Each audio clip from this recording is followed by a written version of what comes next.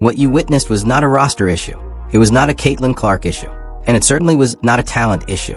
What you watched unfold was something much deeper, a philosophy issue, a vision issue, and ultimately a coaching issue. Today we're going to break it all down, possession by possession, decision by decision, until the bigger picture becomes impossible to ignore. Welcome back to Street Hoops. I'm Dre Fiber, and we're diving into one of the most uncomfortable conversations in women's basketball right now. Yes, Caitlin Clark delivered a breathtaking 31-foot game-winning three-pointer with just over a second remaining to lift the Indiana Fever past the Washington Mystics. Yes, the shot instantly became one of the defining highlights of the season.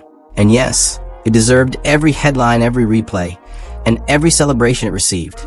But Street Hoops has never been about stopping at the highlight. We're here to talk about everything that happened before that shot. We're here to talk about the 17-point lead that disappeared.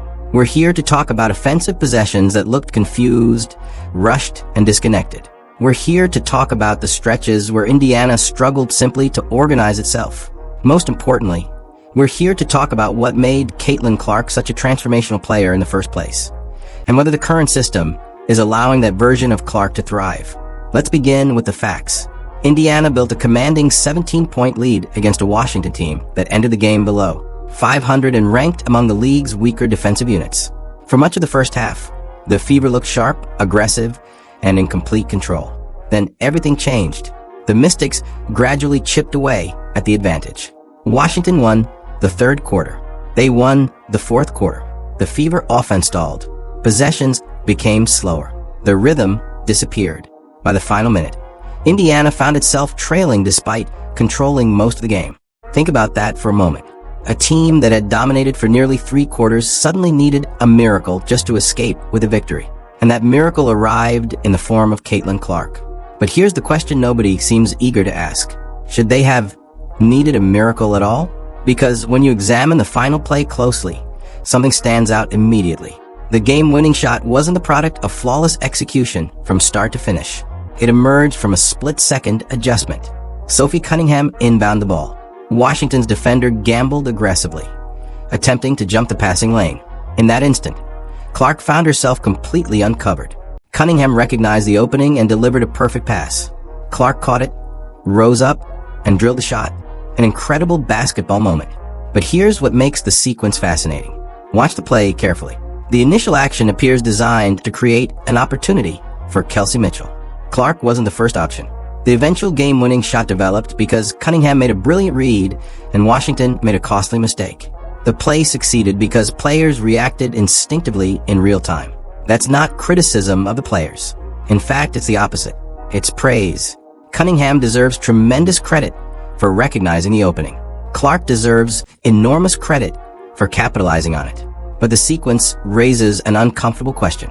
Why is the most dynamic offensive player in the league not the primary focus of the final possession? This isn't a criticism of Kelsey Mitchell, who remains one of Indiana's most valuable contributors. It's a question of priorities. Basketball history is filled with examples of coaches putting the ball in the hands of their best player when the game hangs in the balance. When the clock is winding down and everything is on the line, great teams generally simplify the equation. They trust their superstar. That's why this conversation matters, because the issue extends beyond one play. The larger concern is what we've been seeing for weeks. Indiana's offense frequently appears hesitant and overcomplicated. Instead of creating opportunities early in possessions, the team often spends valuable seconds simply trying to initiate action. Instead of maximizing Clark's ability to attack defenses in transition, the pace slows. Instead of forcing opponents into uncomfortable decisions, Indiana sometimes allows defenses to settle.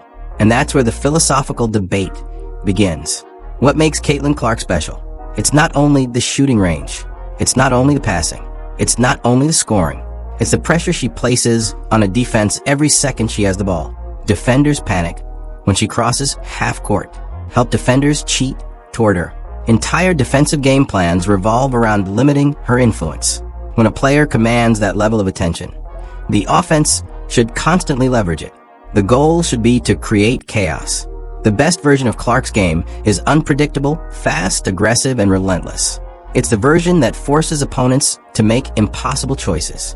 Instead, There are stretches where Indiana looks content to operate at a slower tempo, allowing defenses to recover and organize. That doesn't mean the system never works. It clearly does. The Fever have won games. The chemistry within the locker room appears strong. There are positive signs everywhere. But great teams aren't evaluated solely by their wins. They're evaluated by how sustainable those wins are. And that's where concerns emerge. Because surviving isn't the same thing as dominating. A 17-point lead should not require a last-second rescue mission. Elite teams close games. Elite teams recognize momentum shifts and stop them before they become avalanches. Elite teams don't repeatedly find themselves relying on impossible shots. The reality is simple. Caitlin Clark delivered one of the most memorable moments of the season. She saved the Fever. She reminded everyone why she's one of the most electrifying players in basketball. But the game-winning three should not distract anyone from the larger lesson. The shot was extraordinary. The circumstances that made it necessary were not. That's the conversation Indiana must confront moving forward. Because highlights win headlines. Systems win championships. And until the Fever consistently align their system with the unique talents of their superstar, these dramatic victories may continue to feel far more difficult than they need to be. Let's start with the simplest truth in basketball. When you have the best player on the floor, the ball belongs in that player's hands when the game is on the line. It doesn't matter whether you're coaching a youth team, a college powerhouse, or a professional franchise. The principle never changes. Great players are great because they thrive under pressure. And when the biggest moments arrive, you trust them to deliver. That's why so many fans have been frustrated watching the Indiana Fever this season. Time and time again, Caitlin Clark has proven she is the most dangerous offensive weapon on the court.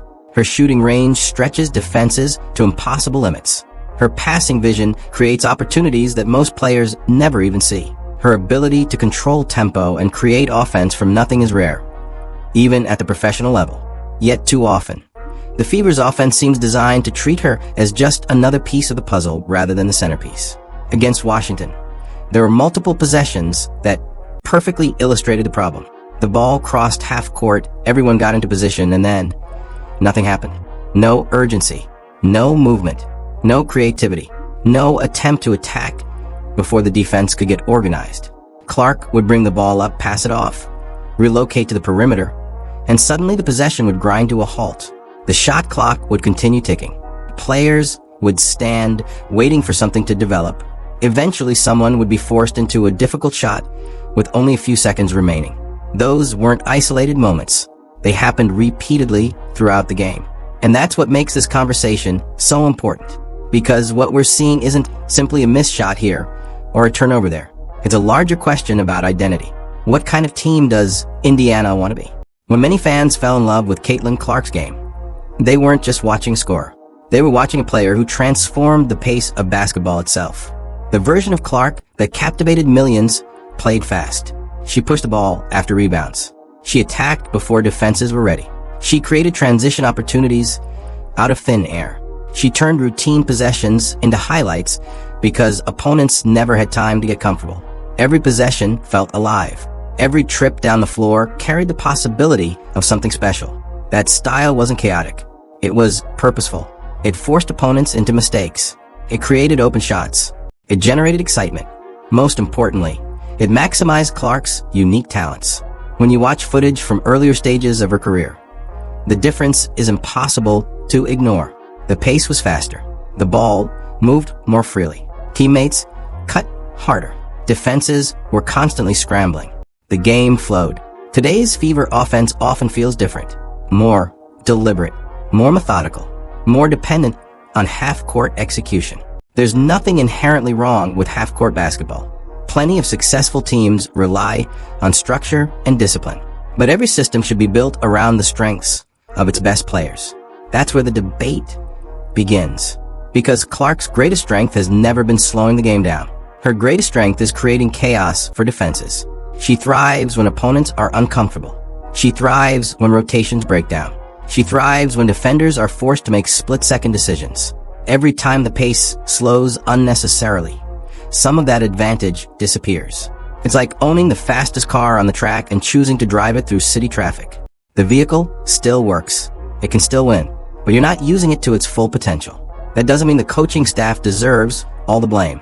Basketball is complicated. Players must execute. Defenses adjust. Injuries happen. Rotations evolve. Every team faces challenges. But it's fair to ask whether Indiana is consistently putting its most gifted player in situations where her talents can have the greatest impact. Because when Clark is attacking in transition, pushing tempo, forcing defenses to retreat, and creating opportunities before opponents can get set, she becomes almost impossible to contain. That's the version of Caitlin Clark that changed women's basketball. That's the version that filled arenas. That's the version that drew millions of new viewers to the sport. And that's the version many fans believe Indiana should be building around every single night. The scary part? Even with all these questions, the Fever are still winning games. Even with offensive stagnation. Even with blown leads. Even with questionable stretches of execution. They're finding ways to survive, which raises an even bigger question. If this team is capable of winning while still searching for its identity, what happens when everything finally clicks? What happens when the pace matches the talent? What happens when the system fully embraces the strengths of its superstar? Because if that day comes, the rest of the league may have a very serious problem on its hands.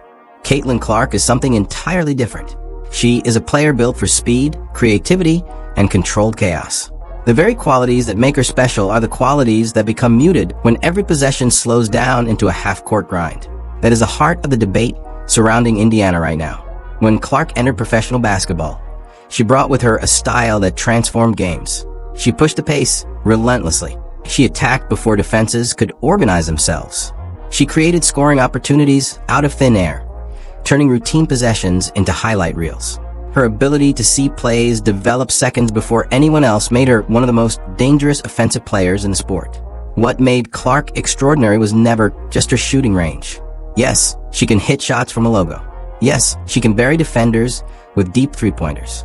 But her true superpower is decision-making at full speed. She thrives when the game is moving fast, when defenders are scrambling, when passing lanes appear and disappear in an instant. That's where her vision becomes almost impossible to defend. And that is why so many fans are growing frustrated. Because when you watch Indiana's offense at times this season, you see possessions that feel disconnected from Clark's greatest strengths. The ball comes up the floor slowly. Players settle into static positions. The offense becomes deliberate rather than dynamic. Instead of attacking before defenses get set, Indiana often waits until 5 or 6 seconds remain on the shot clock before creating a scoring opportunity. The result? Possessions become harder than they need to be. Instead of generating easy baskets through pace and movement, the Fever frequently find themselves taking difficult shots late in the clock. That is not necessarily because the players lack talent. It is because the style of play often fails to maximize the talent available. Against Washington, those issues appeared repeatedly. The Fever built a significant lead through aggressive basketball. They moved the ball. They attacked early. They played with confidence. Then the game slowed. The Mystics adjusted. Momentum shifted.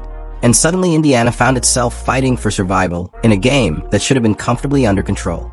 That is why Clark's game winner felt both incredible and revealing. The shot itself was magnificent. 31 feet, 1 second remaining. Road arena, season-defining pressure. The kind of moment that separates stars from superstars.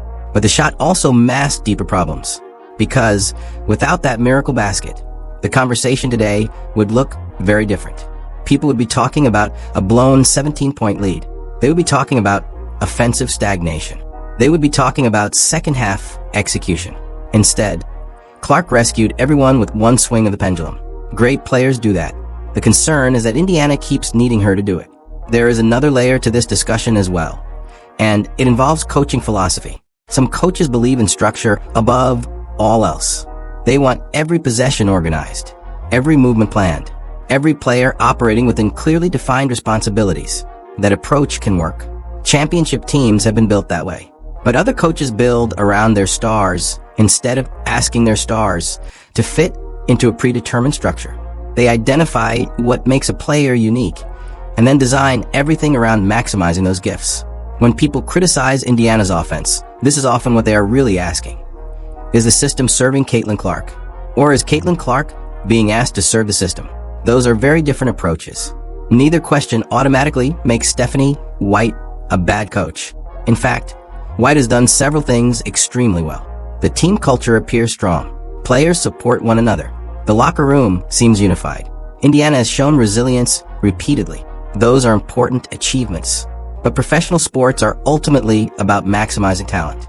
And when you possess a player capable of changing the entire trajectory of a franchise, every decision gets evaluated through that lens. That is why discussions about foul management, offensive pace rotations, and late-game strategy continue to grow louder. People are not questioning Clark. They are questioning whether everything around Clark is helping her reach her highest level. The reality is probably somewhere in the middle. Clark can improve defensively. The coaching staff can make adjustments. Role players can become more consistent. The offense can become more fluid. Multiple things can be true at the same time. What nobody questions anymore is Clark's ability to deliver when the lights are brightest. Against Washington, she reminded the basketball world exactly who she is. Not just a scorer, not just a star, a closer. The kind of player who can spend an entire night battling foul trouble, navigating defensive pressure, carrying enormous expectations, and then, when the season hangs in the balance, calmly step into a 31-foot shot and end the game. Those players are rare. Those players change franchises. And those players force everyone around them to answer one simple question. Are we building an environment that allows greatness to flourish? That question will follow the Indiana Fever for the rest of the season. Because while the game-winning shot created the highlight, the larger story is still being written. The deeper you look at Indiana's struggles, the harder it becomes to blame any one player. This isn't a Caitlin Clark problem. It isn't a Kelsey Mitchell problem. It isn't even about talent. It's about philosophy. Caitlin Clark was never built to play slow basketball. She isn't the kind of player who thrives in a grinding possession-by-possession battle, where every trip down the floor feels like a wrestling match. That style may work for some teams, but it works against the very qualities that make Clark special. Clark is pace. Clark is creativity. Clark is chaos for opposing defenses. Her greatest weapon has never been simply her shooting range. It's the speed at which she sees opportunities before anyone else does. It's her ability to turn a rebound into a fast break, a half opening into a highlight, and a routine possession into something unforgettable. That kind of player needs freedom. She needs movement. She needs space. Most importantly, she needs a system designed around maximizing those strengths. Instead, too often this season, Indiana has looked like a team trying to fit a generational talent into a structure that minimizes what makes her dangerous. And that brings us to a comparison that perfectly explains the issue. Think about FC Barcelona during the peak years of Lionel Messi. That team was loaded with stars. Thierry Henry, Samuel Eto'o, David Villa, Zlatan Ibrahimovic for a brief period. World-class players across the field. But everyone understood one simple truth. The system existed to maximize Messi. Their job wasn't to compete with him for touches. Their job wasn't to be equal focal points. Their role was to create space, pull defenders away, and make life easier for the best player on the field. Everything flowed from that philosophy. When Messi received the ball, the field opened up because the entire structure had been designed to give him the best possible chance to succeed. Now look at Indiana.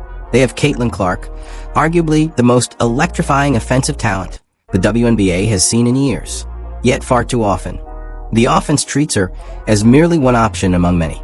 There are possessions where Clark stands in the corner while actions develop elsewhere. There are stretches where the ball barely moves through her hands. There are moments when the offense slows to a crawl, forcing everyone into predictable half-court sets that neutralize the very advantages she brings to the floor.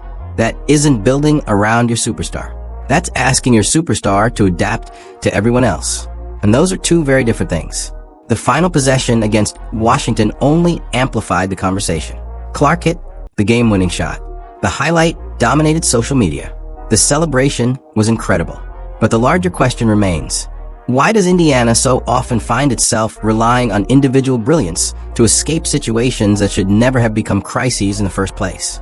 The answer comes back to offensive identity. Because when the system isn't consistently creating advantages, players are forced to manufacture them on their own. And that's where the conversation inevitably turns toward Kelsey Mitchell. Let's be clear. Mitchell is an outstanding player. She can score at all three levels. She attacks aggressively. She changes games with her energy and confidence. Her contributions against Washington were vital. This isn't about criticizing Kelsey Mitchell. It's about asking whether the current offensive design is maximizing both Mitchell and Clark simultaneously. Right now, there's a strong argument that it isn't. Not because either player lacks talent, not because either player is selfish, but because the system often places them in positions where their strengths overlap instead of complementing one another. When the offense slows down, spacing shrinks. When spacing shrinks, driving lanes disappear. When movement disappears, Clark's vision becomes less impactful. And when Clark's strengths are muted, the entire offense operates below its ceiling. The result is a compromise. Instead of getting the absolute best version of Caitlin Clark and the absolute best version of Kelsey Mitchell, Indiana often gets slightly reduced versions of both. That's not a roster problem. That's not a chemistry problem. That's a design problem. And until the philosophy changes, until the offense consistently prioritizes pace, movement, spacing, and Clark's unique playmaking gifts, the Fever may continue winning games. But they will also continue leaving enormous potential untapped. Because when you possess a generational talent, success isn't about fitting them into the system. The system should be built around them. Now let's talk about the conversation nobody in Indiana wants to have, but one that is becoming harder to ignore with every passing game. If the Fever continue down this path, if the offensive philosophy remains unchanged, the organization will eventually face a decision that no franchise should ever want to make. Not because Caitlin Clark is the problem, but because failing to maximize a generational talent always creates pressure somewhere else in the system. Let's be clear from the start. Trading Caitlin Clark is not a realistic solution. From a basketball perspective, it would be reckless. From a business perspective, it would be disastrous. From a cultural perspective, it would be unthinkable. Clark has transformed the visibility of the franchise. Attendance has exploded. Television ratings have soared. National media attention follows her everywhere she goes. The Indiana Fever are one of the biggest stories in professional basketball largely because Caitlin Clark wears their jersey. So when people bring up the possibility of dramatic organizational changes, they are not actually talking about moving Clark. They are using that idea to illustrate how serious the current disconnect feels. Because the real solution is far simpler. Build the offense around what makes Caitlin Clark special. That should not be controversial. Push the pace. Attack and transition. Create movement before defenses get set. Allow Clark to make the reads that have made her one of the most gifted playmakers basketball has ever seen. Put the ball in her hands and let her create. The formula is not complicated. When Clark grabs a rebound, run. When she sees an opening, trust her. When defenses collapse, let her find the open shooter. When opponents start trapping, punish them with spacing and movement. The entire purpose of an offensive system should be to amplify your greatest weapon. Too often, the Fever look like a team trying to fit Clark into a structure instead of building a structure around Clark. That difference matters. There's nothing wrong with involving multiple scorers. There's nothing wrong with balance. There's nothing wrong with sharing responsibility. But balance should never come at the expense of maximizing greatness. The greatest teams in sports history understood this principle. They identified their most dangerous player and built everything around creating opportunities for that player to thrive. That does not diminish everyone else. It elevates everyone else. When the defense is forced to focus on Clark, lanes open for teammates. When defenders worry about her shooting range, driving opportunities appear.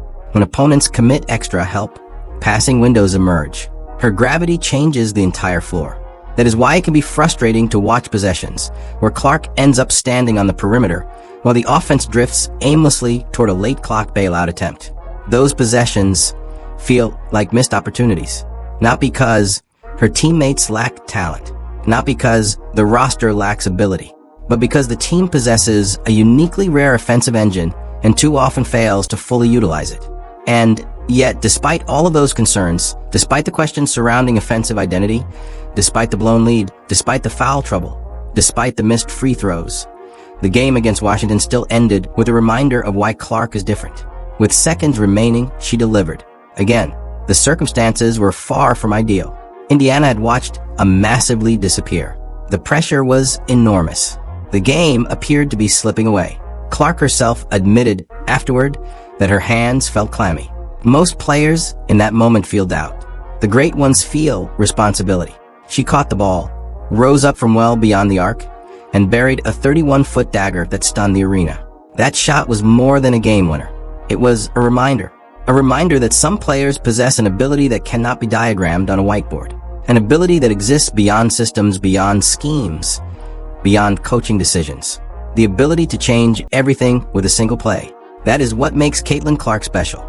And that is exactly why so many people become frustrated when they watch stretches of basketball that seem to limit her impact. Greatness should not be contained. It should be unleashed. You do not take a Formula One car and drive it like a family sedan. You do not discover a once-in-a-generation talent and then ask her to function as just another piece of the puzzle. You build around that talent. You maximize it. You trust it. The Indiana Fever have all the ingredients necessary to become a championship contender. The talent is there. The star power is there. The fan support is there. The opportunity is there. The question now is whether the philosophy will evolve quickly enough to match the talent standing at the center of it all. Because if it does, the ceiling for this team remains incredibly high. And if it doesn't, games like the Washington Thriller will continue to feel less like victories and more like warnings. For now, the Fever escaped with a win, thanks to Caitlin Clark. Again, and perhaps that is the biggest lesson of all. When the moment became overwhelming, when everything started falling apart, when Indiana desperately needed someone to save the night, the ball found the best player on the floor. And she delivered exactly what great players always deliver. A moment nobody will forget. And then you step back and let greatness do what greatness does. That is the heart of this entire conversation. The Indiana Fever possess something incredibly rare. They have Caitlin Clark, a player whose combination of vision, shooting range, creativity, and basketball intelligence comes around once in a generation, maybe once in a lifetime. And yet, when you watch this team play, it often feels like we are only seeing a fraction of what is possible. Not because Clark is underperforming, not because she lacks effort, not because the talent isn't there, but because the system around her still hasn't fully unlocked what she can be. That gap, the difference between Clark's true ceiling and what the current offense consistently allows her to showcase, has become one of the most frustrating storylines in basketball. Last night was the perfect example. The Fever nearly squandered a game they controlled for long stretches. The offense stalled. The lead disappeared. The pressure mounted. And when everything started to unravel, Caitlin Clark delivered a miracle. A 31-foot dagger. A game-saving shot. A moment that instantly became part of her growing legend. But here's the part that keeps coming back to me. That wasn't even a play that was supposed to happen. The biggest shot of the game came on a sequence that broke away from the original design. Clark saw the opportunity, trusted her instincts, and did what extraordinary players have always done. She created something out of nothing. Again, that's why relying on heroics cannot be the long-term plan. The standard can't be, hopefully Caitlin saves us. The standard has to be building an offense that puts her in position to dominate from the opening tip until the final buzzer. An offense that creates movement. An offense that creates space. An offense that plays with pace. An offense that allows Clark to operate as the centerpiece rather than just another option within structure. Because 1 second of Caitlin Clark brilliance is enough to win a game. But 40 minutes,